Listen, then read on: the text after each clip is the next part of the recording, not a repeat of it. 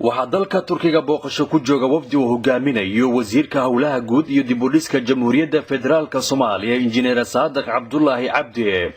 wasiirka ayaa waxa uu magaalada Antalya uu kaga qayb galay macrad weyn oo lagu soo bandhigayay qalabka dhismaha kuwoodii ugu dambeeyay ee caalamka laga isticmaalo, iyaduna bandhigaasi ay goobjoog ay ka ahayeen ku dhawaada 100 dal oo dunida ka socday. wafdiga wasiirka oo ka koobnaa ku dhawaada 10 ganacsato oo ka kala socday gobolada dalka Soomaaliya. intii wasiirku uu ku sugnaa magaalada Antalya waxa uu kulamo u la qaatay madaxda magaalada Antalya, iyaguna ka wada hadlay sidii dalka Soomaaliya looga taageeri lahaa naqshadaynta, iyaduna madaxda Antalya ay balan qaadeen inay hirgelin doonaan garoonkii tababarka kooxdii howlaha guud ee dalka u lahaan jiray ee la oran jiray Janyo. aad ayaan ugu mahadcelinay annaga iyo dhammaan xukuumadana waxaan u balan qaadnay inaan si buuxda la shaqeyn doono insha Allah. ballanqaadyadii dabagalkii aan muxuu ahaa dhinaca guryaha ku sameynay waxaan rajaynaynaa inaan milihiisa si degdeg ah ay dadka Soomaaliyeed oo gudaha ku sugan ay arki doonaan. Injineer Saadaq Cabdullaahi Cabdi, wasiirka wasaaradda howlaha guud iyo waliba dib u dhiska dalka oo shalay gaaray magaalada Ankara caasimadda waddanka Turkiga, ayaa sidoo kale waxa uu kulamo u la qaatay madaxda hay'adda TIKA, iyagoona isla meel dhigay in TIKA ay dib u dhis ay ku sameyso wadooyinka isku xira caasimadda dalka iyo waliba gobolada dalka Soomaaliya si uu u baaho ganacsiga isla markaana loo yareeyo shaqo la'aanta.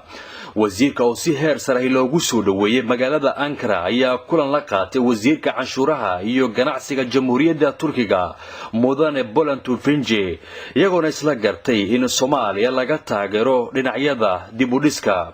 Turkiga runtii aniga wafdi ka kooban 9 xubnood oo ganacsada dhismaha u badan waxaan halkan u nimid ka qaybgalka carwo aad u ballaaran oo lagu soo bandhigay qalabka tiknoolajiyada casriga ah ee dalkan Turkiga uu leeyahay.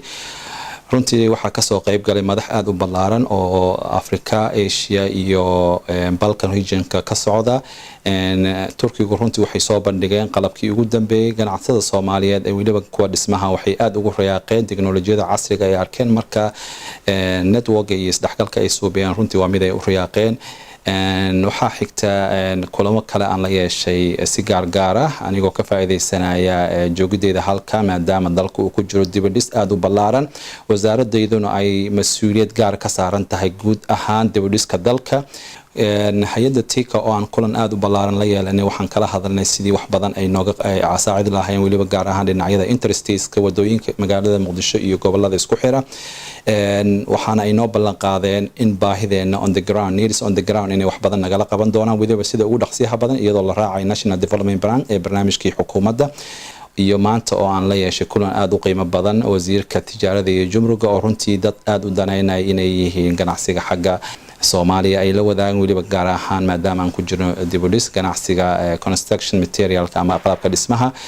marka aad ay u daneynay inay dalka yimaadaan, waxaan ku casuunay xaqiiqda inay dalka yimaadaan ay maalgashtaan.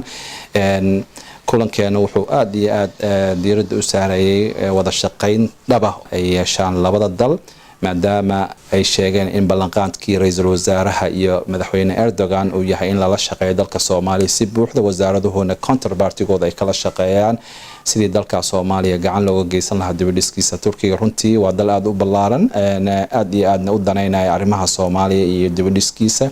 waa safarkii ugu horeeyay ee wasiirka wasaaradda howlaha guud iyo dib u dhiska Jamhuuriyadda Federaalka Soomaaliya uu ku yimaado waddankan Turkiga, iyadoona xusid ay mudan tahay in wasiir Saadaq uu dalkani uu ku diyaariyay waxbarashadiisa baajka iyo tan masterka. سلمان جمال سعيد TV عالمي Universal مقالة أنقرة.